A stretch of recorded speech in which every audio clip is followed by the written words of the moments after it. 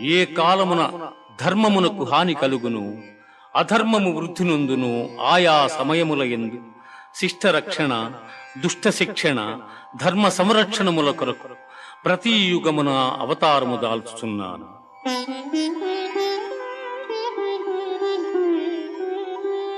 వీతరాగ భయ క్రోధాః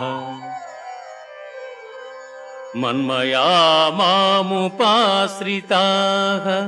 బహవో జ్ఞాన తపసా పూతా మద్భావమాగతాః.